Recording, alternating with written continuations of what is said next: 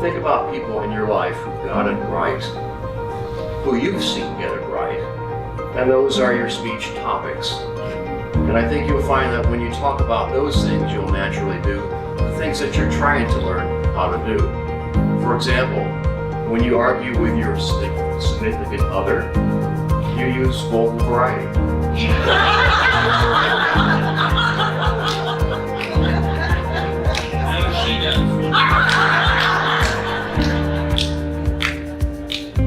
When you imitate your children, you use comedy. So if you incorporate those things in your speeches, I find that when you get up on stage, you're not as worried about as much the competition as you are doing justice by that person you're talking about. And when you're off the stage, I think you'll find that you see things in them that you regret not having seen and cherished before. Contests are a great opportunity for people to up their game.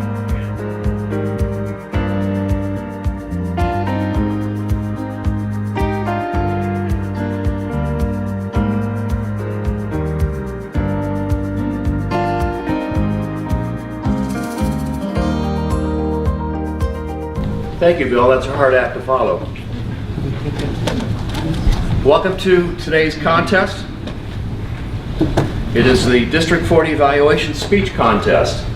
Today's contest has several segments. We will start off with a test speech, which will be 5 to 7 minutes.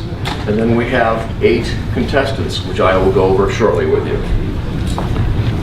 The 8 contestants will the subject of their speeches shall be limited to the oral evaluation of the test speaker's speech. During the contestants' briefing, we drew numbers, and I will tell you now the order in which they will be speaking. Speaker number 1 is Jonette Shaw. Jonette Shaw. Speaker number 2 is Jeff Vaught. Jeff Vaught. Speaker number 3 is Denise Cargano. Denise Cargano. Speaker number 4 is Z. Newell. Z. Newell. Speaker number 5 is Todd Beidelsches. Todd Beidelsches. Speaker number 6 is Liz Reed. Liz Reed. Speaker number 7 is John Gallagher. John Gallagher. Sean. Speaker number 8 is Anita Jones. Anita Jones. So let me just reiterate that order, if you will. If you've got your program, you've jotted the numbers down, so I will just go down the left-hand column. Starting off with number 5, number 3, number 7. We have a void there for Billy Hall. Number 8, number 4, number 6, number 1, and number 2. I've always wanted to do that, read those numbers down the left-hand column.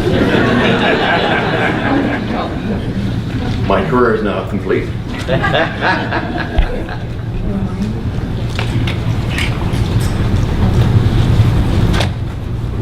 Okay, we've had briefings of the contestants and of the judges and the ballot counters. The rules have been reviewed with the chief judge and the contestants. The contestants have been informed of the location of the timing lights. The taking of photographs during the speeches is not permitted. Also, please secure your cell phones to either stun or turn them off. Are we ready? Yes, we are.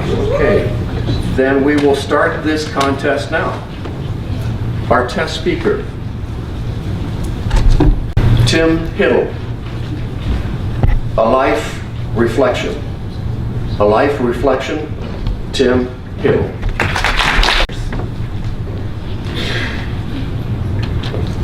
When I sat down to write my speech, my icebreaker speech, I was a bit nervous.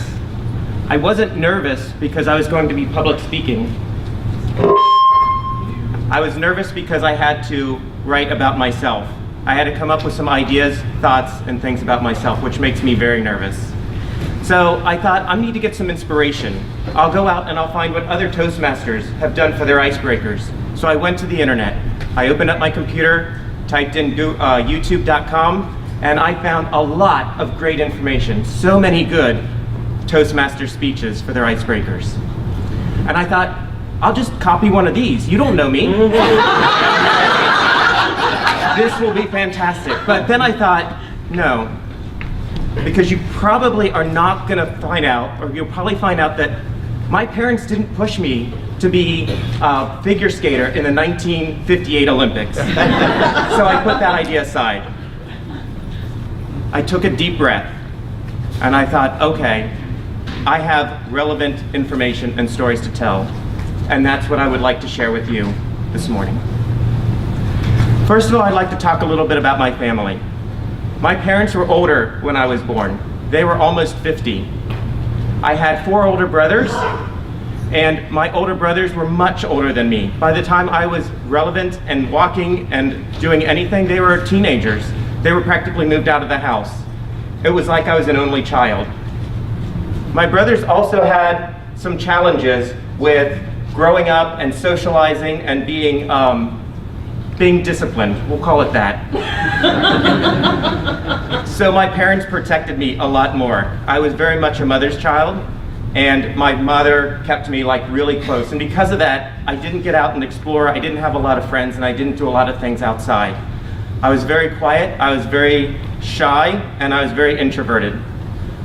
It was a good thing for my parents because whenever they would go out, they would always get compliments on how good their son was. I was always playing with my Transformers, and I had so many things in my head to just think about and to contemplate. My brothers also taught me a few lessons on what it's like and how it should be to kind of grow up a little bit less rambunctious.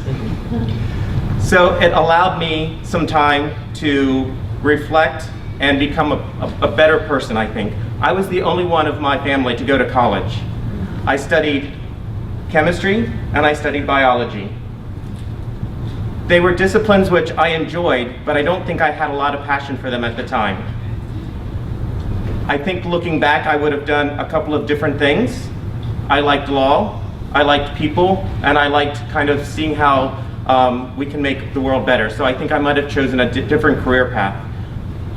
But in college is when I didn't have my parents around. It was a time for me to start exploring life and going out and doing things. It's also a time when I started to become more of a leader in a community, which was around college. I became very influential at Mount St. Joseph. I was an ambassador, and I helped coordinate orientations, and I was somebody that people would come to and ask about the university when they were on tours. I was a student worker, and I eventually became the lead student worker. So not only was I helping as people kind of had questions throughout the day, but I was also in charge of 30 other student workers and their schedules and problems and issues that they may have had with schedules and classes. I became the president of Tri Beta, which is a National Biological Honor Society, my senior year. My senior year, I was also the class representative. All of these things helped me learn and grow about myself, and they helped me become, or start to become, the leader that I would go off to become in the world. This also culminated into me being nominated for and actually winning the Sister Maria Corona Leadership Award, which was a very proud moment for me, and it was also a very proud moment for my parents, for their one son to go off to college and to be influential.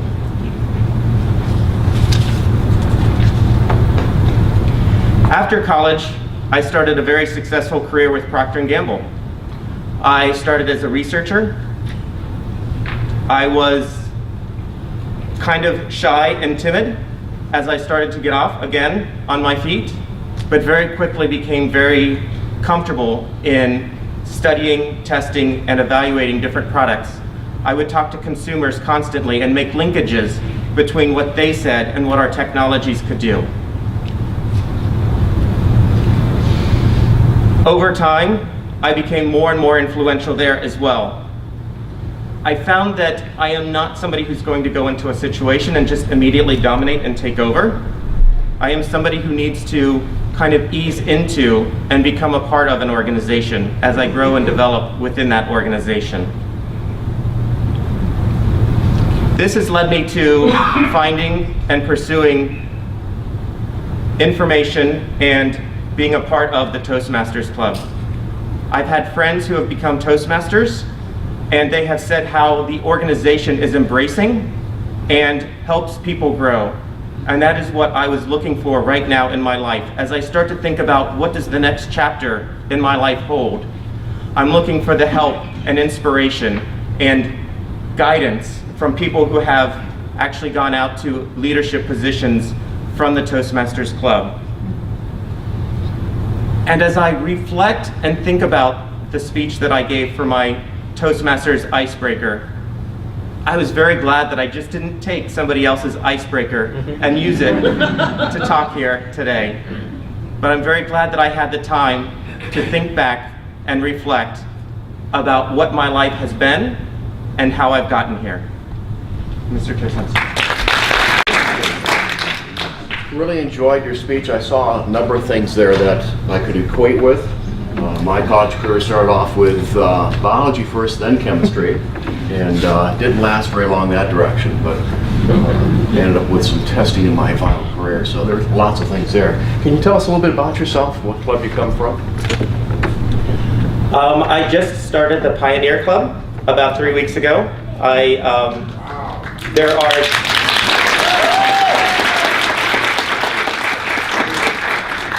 There were 2 to 3 clubs that I was looking at. Some of them were less easy to find and get to in terms of timing and things, but when I first walked into the Pioneer Club, it was very embracing. They were very welcoming, and it was a very comfortable group of people to be with, so I'm very happy that I chose them. We're pioneers.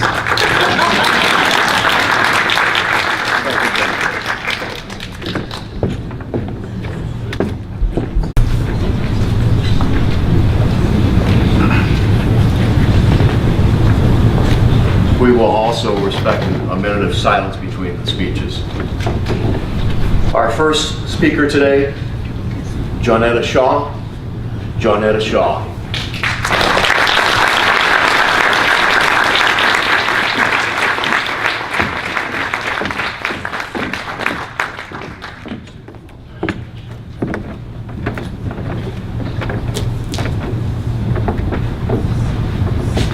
Mr. Contest Master, fellow Toastmasters, this speech meant a lot to me because this is how I began too. So I would like to present to you, in the beginning, there was the icebreaker. Raise your hand if you remember that first speech. Everybody, okay, good. We're doing good so far. And I remember that first speech like it was yesterday. Like, you're telling me I need to get up in front of everybody, know that I'm going to be evaluated on every word I said, and then also tell you about myself. This is a bit much. However, as you all know, that's the easiest speech, and that's where it all takes off. So thank you for sharing your experience with the icebreaker. I did the very same thing you did. I scrambled and went to YouTube, and I listened to speeches for days, and I mean, because they were all wonderful. I'm like, oh my gosh, they're so good. So I did the same thing, and I love the way you inserted that humor into it. Like, okay, how do I get out of making my own speech and getting rid of this anxiety? I'll just copy their speech. I just love the way you threw that humor in. We know you were going to do that anyway, but it made the audience laugh, and I looked at how the audience responded to that because we could all relate. You told us about your family, which I think was huge because it showed basically where you came from, you know, why you were the way you were, why you were so driven, but also why you were so introverted, and what happened, you know, as far as your brothers. And then Also related with you, the fact that you say you were a first generation college student, because that was my story too. So just being a first generation college student, that's huge. You know, my parents were so proud of me. Actually, the whole family, the church, everyone. So that was a reason to celebrate. And just the fact that once you went to college, you also went even further in your leadership and you excelled in your leadership and your career. And you told us all about that. It was hard to, of course, give you critique because I love just the bravery and sharing your life with us. Suggestions that I would have loved to see that would have enriched your speech is, number one, I know you have some gnarly stories about your brothers, right? I know you do. And I would have loved to hear, you know, at least one or two of those mischievous stories or about their mischievous deeds to paint the picture. Also, I love your success story, but I would have wanted to hear your challenges through that time too, because I know it wasn't all easy and you went through some things, so that way sharing that with us, we know how to get through those challenging times as well. And then also at the end, give your audience a challenge. You know, whether it's getting to the next level in Toastmasters, whether it's, you know, a personal, you know, experience, something that they need to do now in their life. And thank you, that was wonderful.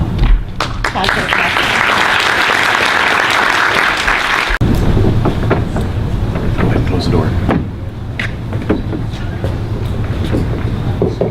Our second speaker, Jeff Vaught. Jeff Vaught.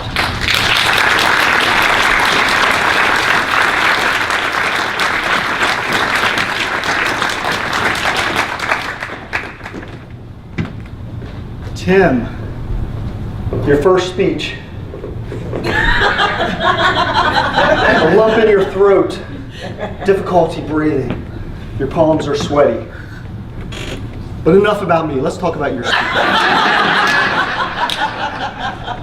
So this was your icebreaker. A lot of icebreakers will go in chronological order, and yours was no different. You started with your family, you went into college, your career. What was different, and I thought was really interesting, is that you looked at it from a personality and psychology perspective.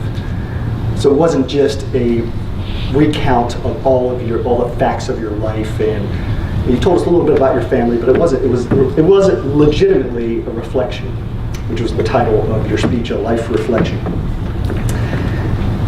I loved the fact that early on you threw in a little humor about the looking on YouTube and finding a figure skater from the 1978 Olympics, 1950 something Olympics. 1978 seems to have a common theme throughout the conference this year.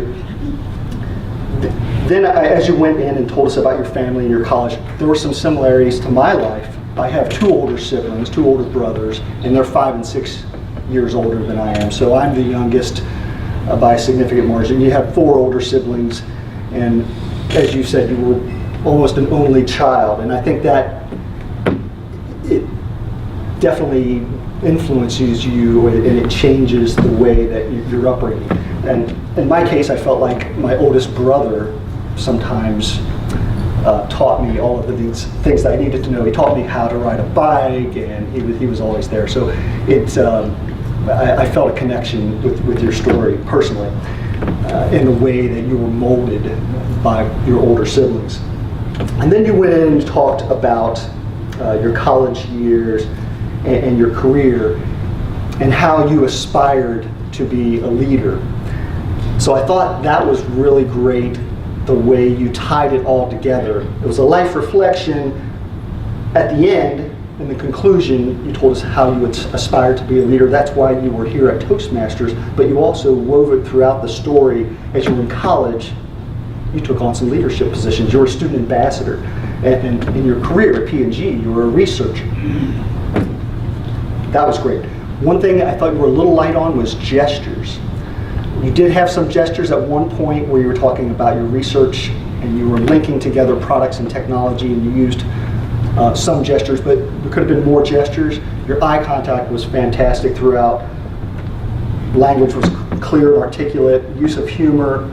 Another thing, feel free to wander about the stage instead of staying right behind the podium.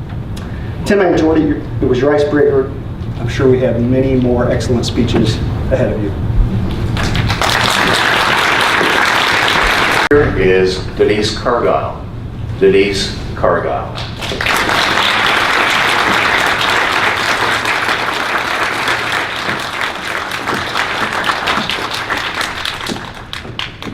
Good morning. And to Tim, well done. The courage it takes to actually get up here and speak at a conference. At the conference level is definitely different than the club level. So I really appreciate your being here and being able to do this for us. As far as what you delivered today, you talked about a life reflection. And I said, well, what's so special about Tim's life that I even want to know? And you began immediately to get my attention. As soon as you said, I am the child of older parents, I was in. Because I am the mother, and I have those children, because I was an older parent. And I am also the child, because I had parents who were older as well. So you had me on both levels, because I'm all in at that point. I'm listening to the development of how you came to be where you are right now in your life reflections. So that right there to me was excellent. I thought that when you came over here and you took the podium, I was like, surely he's not going to stay there the whole speech. And Tim, you did. I was so hopeful that at some point in time you're going to step out here and you're going to take command of this stage. You had this whole room here to move about, to engage us, to reach out to us, and you did not. And I would highly recommend that you do that going forward. Because you can even say, I was a child of older parents. And people know that, you start to shrink as you get old. That's what I blame that on right now. But I thought that was an excellent opportunity for you to come out from behind the podium and to engage us. But also you talked about your life choices and your educational career. And you thought, maybe I should have did things differently. And when you ended, I thought, wow, you could have ended by saying, my next stage in my journey just might be another career in which I can excel and do so much better. Because Toastmasters will enable me to grow beyond what I could even imagine. And really, Toastmasters can do that for you. As you continue to grow in Toastmasters, you will see developmental growth like never before. Because that's what Toastmasters offers. So I thought that the speech overall was excellent. I see so much potential in the speech to actually engage us. You had humor in the right places, especially when you talk about copying somebody else's speech. I thought, it is tempting, isn't it? But let us refrain. We can be original because Toastmasters teaches us how to be. And I thought at the end, you could wrap that up with just my journey. This is just my life reflection now. I have more to come. Well done.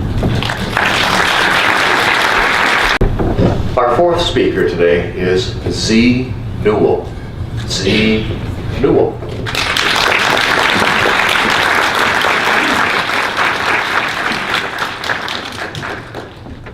Tim, fellow Toastmasters, contest chair and guests, thank you for a very informative talk.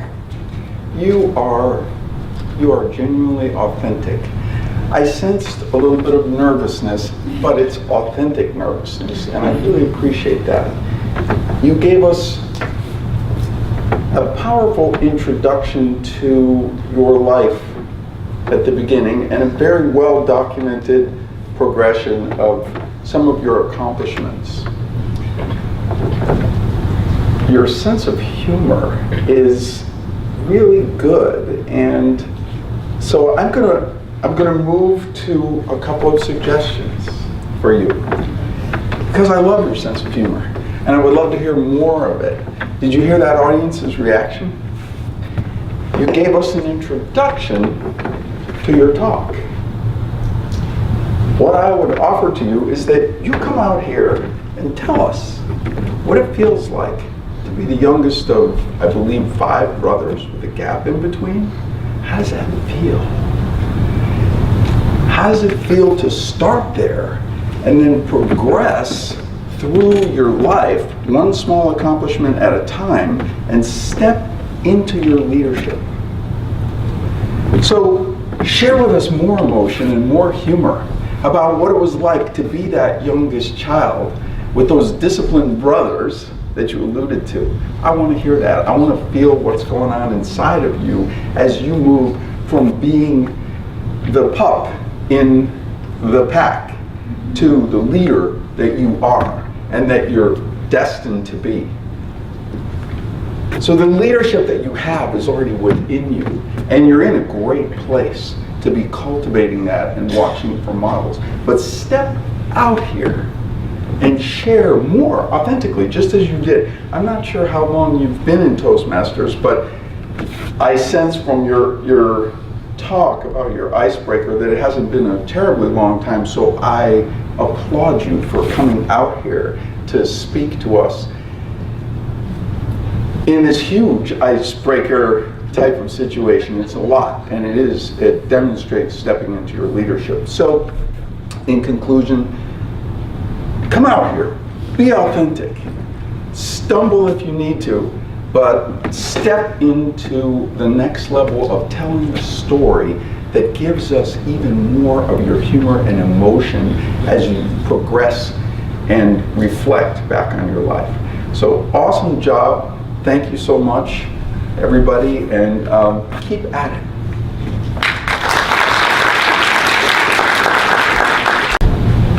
Our 5th speaker, Todd Beitelshees. Todd Beitelshees.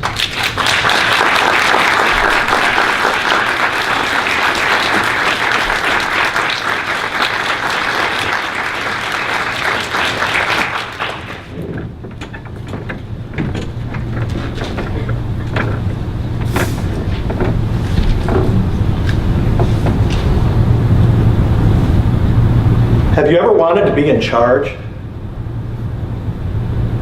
And you've had some accomplishments, in fact you've had really good accomplishments, but you're still kind of not where you want to be yet. Can you imagine if you could step out and become the leader that other people see in you? Fellow Toastmasters, and especially Tim, I love this speech because it starts as an icebreaker, the very beginning of Toastmasters. And it gives us a chance to understand who you are. So in your speech, you have this wonderful organization. I could clearly get the clarity. And that's what I look for in the goal that you have of becoming a leader. You were clear, you did this chronological story, telling many events of your life, putting me back, getting to know your family, the awards that you had, the progress you had to become a Toastmaster, and then to ask for our help. What I also liked is the fact that your opening and closing, I always look for that. You started with that YouTube video, which I think some of us had, when I started my icebreaker, they didn't have YouTube, but we tried to copy somebody else, and we couldn't find our own voice yet. And so you learned in this process that you had to find your own voice, and you're still working on it. That's what I loved, the opening and the close. I also like the fact that you had to adjust the volume. We have these mics on, and sometimes they make noises, and sometimes they drop in and out. And unless you're a veteran speaker, you may not be ready for that. Now in the beginning, you were a little quiet, and that's okay. But when the volume kicked in, you adjusted fine to the noise. And that's the sign of a good speaker. So I was impressed with those things. There's many other things, your word choice, your whole organization of your speech. Those things are wonderful. Let me talk a little bit about the things that I just happened to notice, just me. What I noticed is that you're still having to work on that thing where you race up and you speed up in your speech, and then you let the silence hang. And it's like music. You have to have the silences, the pauses, the rest notes. And so as you're speaking, I'd like to hear you see that more variety in your speaking. Second thing is, when you're constructing a speech, and we've heard this before, you need to edit things down. It's taking away, not adding to. So you put this wonderful speech on a chopping block, and you just chop out the parts to get to the critical message. So instead of listing, sample. And we've heard these great presentations about how to tell stories. So you've got lots of ideas about how you can take 3 events and tell those stories in detail, and then move on.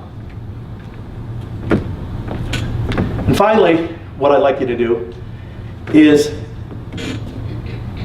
in the words of that great woman leader, Queen Elsa, let it go! Let it go! Let it go! And how are you going to do that? You're going to do it by taking table topics. You're going to get probably 32 different recommendations of things you can do to your speech.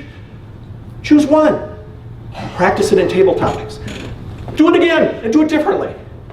And in the future, you're going to become that leader that everyone else can see in this room.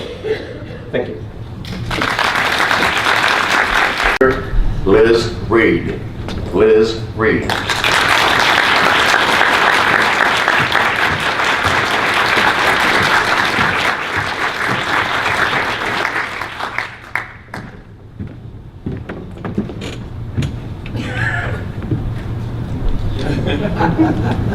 Well, hello, Toastmasters, and especially Tim. I want to thank you so much for your speech today. From the speech that you gave, I could tell that you are on your journey in Toastmasters. Because during your speech, one of the things that you really pointed out to us, and I think a lot of us have experienced this in this room, is that journey of looking at yourself, getting a sense of who you are, and trying to identify that. I loved your humor that you used that really identified that. I'll just tell somebody else's story. That'll get me through it, so you don't have to take that look. And I think we're tempted to do that. So I really appreciated that throughout your speech.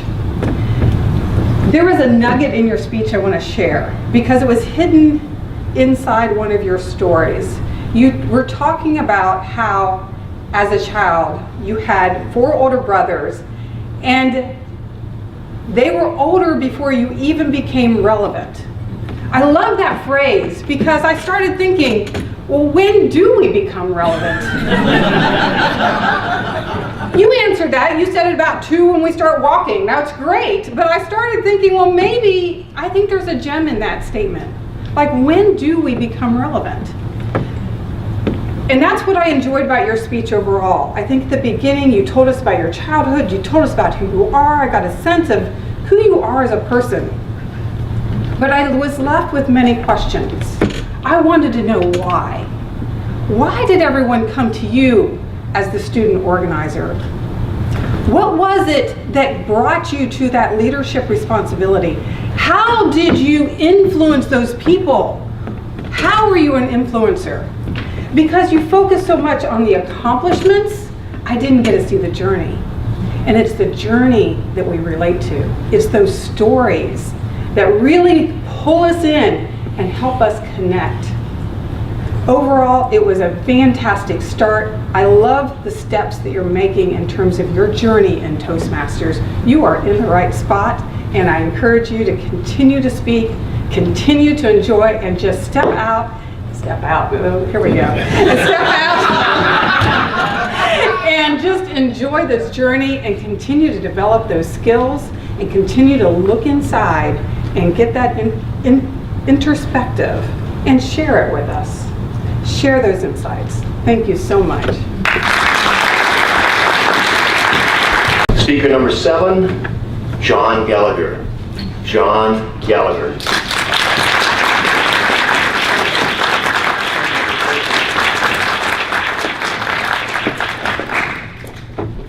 Tim. Can I call you Tim? Great. Tim, you had a very interesting start to your speech presented to us today. You used 2 tactics to draw your audience in with you and connect with each of us. 1, your Toastmaster Icebreaker. How many people in this room do you think, you already figured this out, many of us in this room have done that icebreaker and have sweat about it. and have clenched our teeth and our fist about getting that done. Many, many people, if not everybody, connected with you on that particular point. The other was that you shared one of your personal stories of being nervous. Being nervous and not liking talking about yourself. That's a very powerful thing to do because you're letting us see a personal side of you, something inside of you that isn't easy to share because we're talking about possibly a flaw, correct? Nice work there, starting out the speech with that. Good connection with your audience. Interestingly, you took us on a journey today. We followed your journey. You gave us information about your family and starting out there. You gave us information about your personal development, your career development, and some of the goals you decided to change and start pursuing for yourself. That was very helpful, and you gave a culmination of that personal journey. You went from being introverted, maybe underconfident, to certainly confident and competent at what you chose to do. And many of us, again, as Toastmasters here, that hits home with many of us for what we're trying to do in our careers, in our Toastmaster journey. I'd like to share a couple of revisions with you. You gave us information about your icebreaker, of course. But at this point, I'm wondering, and many other audience members might be, I'm wondering if that was your last speech you gave. Did you actually only just finish your icebreaker? Or have you done other speeches beyond that and your growth and development from that? Now, it's not because I'm nosy. No, who am I kidding? I'm nosy about this. But that's another journey we can go on with you. We could follow that journey of Toastmasters, which is a little more insight to a more specific topic we're all here for. So maybe think about adding that into part of your speech. The other revision, I would say, start working on voice inflection, vocal variety. Use your vocal variety. Use your voice and your pauses to punch home the important, impactful parts of your speech. Let us know that that's important to you and impactful to you. Try that in future speeches. Your humor was very, very powerful. We all connected with it, and that's always a good tool to have. Continue using that in future speeches.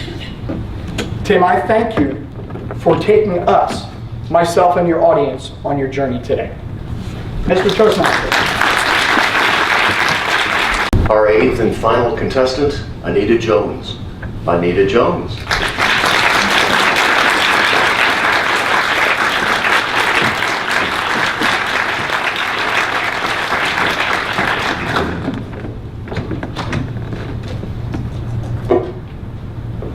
The most difficult and the most easiest subject to discuss is oneself. We have to balance sharing our accomplishments, yet being modest. Being enthusiastic, but fighting our nerves. Tim, you did a wonderful job in giving us that balance. You were able to tell us things about yourself that we did not know, accomplishments that you had, but you didn't seem as if you were bragging. You were just merely breaking the ice on your life. What do I think could have done to enhance the speech? You started here. You talked about your parents, your mother sheltering you. Perfect position to be sheltered. You had your lectern, you had your notes. But I noticed that you never used your notes, maybe once. I would love for you to have lived within your speech. How do you do that? Non-verbally. Sheltered parent. As you go to college, you grab here because you're stepping out on your own. The things that you said in your head about loving Transformers and the knowledge that you had in your head, we want to see that transformation. So between being sheltered to college, share a story. Give us the description of your brothers so we know exactly what you faced. Give us some experience of being sheltered so we know that experience and we're able to live with you. As you progress from college, I want to see that transformation to Proctor and Gamble. Because all of the information in your head, you were able to utilize that to talk to people, combine it with the technical expertise in your head, and let them know the solutions to their problems. You did a wonderful job in transitioning verbally and describing all of those things to us. But I would love to have seen the progression that brought you to Toastmasters. When you get to Toastmasters, you're here, you're confident, you know exactly what you've done, you experiences college, different friends. I would love the award you received to go to college. I would love to have understood what that was. You have to understand that everyone is not a subject matter expert on the award. So give a small description of what that is. So by the time you're at the end of your speech, you're at the end of your journey. Wonderful, because you have transitioned and brought us with you. Lastly, one of the things that I really love that you do, they say that an icebreaker is supposed to be the foundational speech. The speech that you gave set the stage for your next 9 speeches. I'm looking forward to hearing humorous stories about your brothers. I'm looking forward to hearing inspirational stories of how you persevered your freshman year in college. Oh, I'm looking forward to hear how you combine your efforts with the friends that you met in Toastmasters and how now you stand as a Toastmaster and accomplished because you did one thing today that everyone else does. You made us yearn for your next speech. Thank you.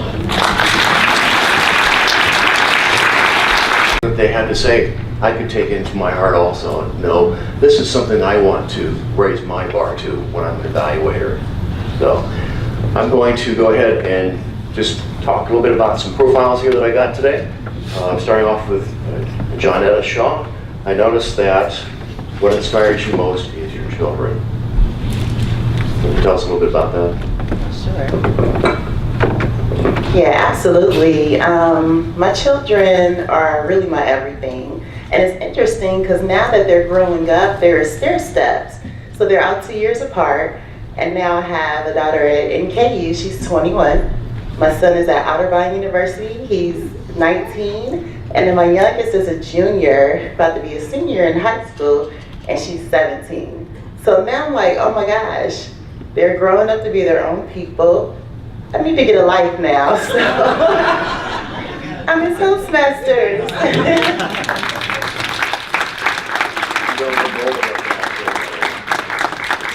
Can you tell us what club you're from?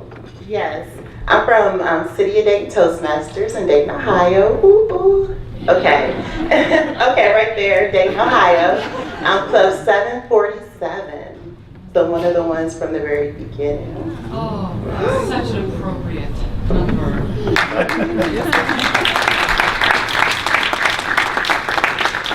I'm envious of 3 numbers to remember. Jeffrey Vaught, our second speaker. Interest and hobbies, cycling and running. Can you tell us a little bit about that and tell us what club you're from? I'm from 2289 Milford Talk. Sorry. So I did remember the 4 numbers. So running and cycling is just something I enjoy doing. I've been cycling for probably 35 years. Had a discussion with somebody last night. She was telling me she went to some kind of seminar where they talked about the 3-foot rule and all those crazy cyclists taking up the road. So I had to set her straight, and I did. But no, and running, I did the Flying Pig Marathon a couple weeks ago here in Cincinnati. So it was a lot of fun.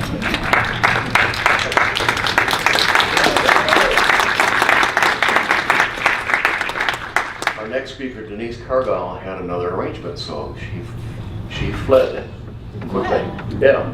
Our next speaker was Z Newell. Z, I noticed that you have rock climbing as an interest. Yes. I also was interested in your comments about how you can not have one letter as a name. Oh, on Facebook, yeah, I tried to change my name to just Z, and they wouldn't let me do it.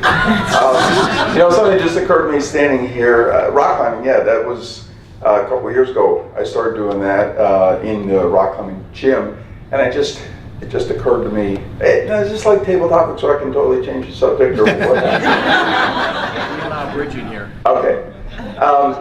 So rock climbing has been a great journey, and I just realized the first time I went into the gym and put on a harness and hooked up, and I went up about 10 feet, and this guy was explaining to me how the system works. There's a pulley at the top, and so you can go up and just let yourself go, and it lowers you. So I went up about like 10 feet, and he goes, okay, let go. And I said, you mean like, let go, let go? He said, yeah, let go. And it takes a lot to just trust what's going to happen. And it's kind of like an icebreaker. You know, you go your first icebreaker, your first couple of minutes, and now I'm like all over the place. I'm getting there, but it's a constant journey of stepping through your fear at each next level of climbing. So just trying to stay young and fit at 61, you know what I'm saying? But anyway, it's a lot like the Toastmasters journey, you know, doing the climbing. So that's what I get out of it, and challenging myself, and that's it, yeah. Oh, my club is the Lexington Leaders. That'd be Lexington, Kentucky for all you Ohio people, yes. Club number 7818, I think it is. Our next speaker is Todd Final Trace. I noticed neuropsychology, and if you wanted to bridge that. My whole interest has been in watching people grow and develop, and that continues with my granddaughter who's just struggling and learning to walk. And I have a good friend that I visited in an assisted living facility who's 95 years old, and he's struggling to walk. So we all have these struggles, and to me, looking at some of those answers, I was drawn to neuropsychology. I'm not a neuropsychologist, but I am fascinated with the way our brains and our bodies move and learn and acquire new information. And to me, Toastmasters is one of the perfect places to watch this happen and for me to develop my own skills with this. And of course, that's why I participate in the evaluation contest, because to me, that's what Toastmasters is about. It's about coaching each other and learning from each other. And so this journey has been wonderful. It's been about a 20-year journey for me, and a very slow pace, step by step. But I've been able to grow with it, and with the help of this group, many people in here that I know, I continue to grow and want another 20 years in Toastmasters. Thank you.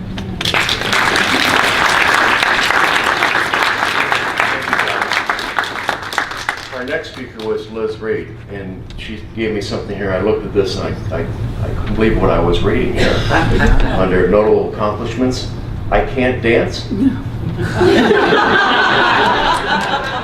But I think we learned enough about that last night. So what I'll talk about is something else I put on the list, which is Pokemon. So as my son was growing up, he got very interested in playing the trading card game Pokemon. So as a mom, I couldn't be the sideline mom. I got into the competitions too. And it brought us through that journey of competition to the point where he was actually winning, to the point where he was going to international competitions. So we went to California, we went to Hawaii, and we competed with people. This was the amazing thing, is we competed with people who did not speak our language. But we had a common language through this Pokemon card game. And it was just amazing to be able to compete with people and just correspond with people in a way that without a common language, we still had one. And it was just a fun way to really get to know people all over the world, and a great experience.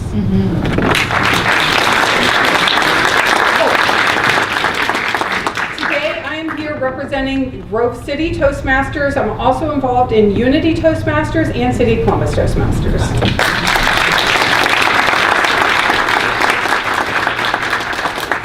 Speaker with Sean Gallagher, and he wants to be a DTM this year.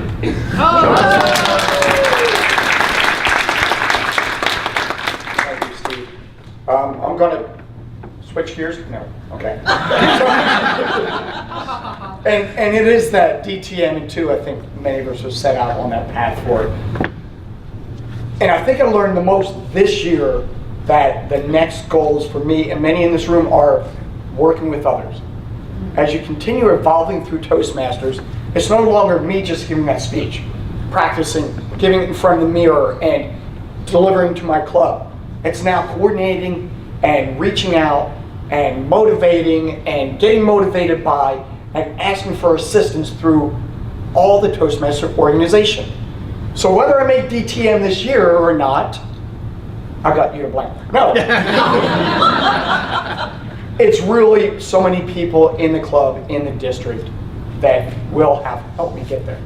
Oh, the clubs I'm in, BTC, Building Tomorrow's Communicators, 0110-434 something. And then TV Toastmasters, which is 9523. Thank you.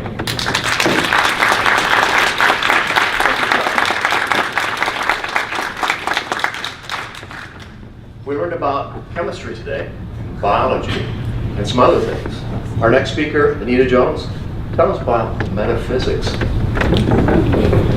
I've been studying metaphysics about 8 or 9 years now, and what drew me to metaphysics is that it concerns how the mind cooperates with the spirit. And so it's not always a religious or spiritual progression that we must make, it's a mental progression. So when you think about why do you think that way? Why do we need to win? What's the enthusiasm that we get from being first place or third place? What's the root of that? Is it because we grew up in a specific type of way that we're trying to please other people, or that it's a specific accomplishment within ourselves? And so when you study metaphysics, you get to the why behind our actions. Why do you think this way? Not what you do, but why did you do it?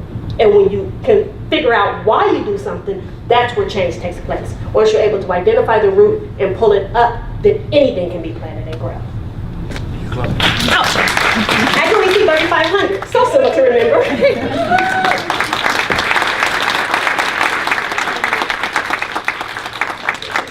Tim, would you stand up? Let's give all these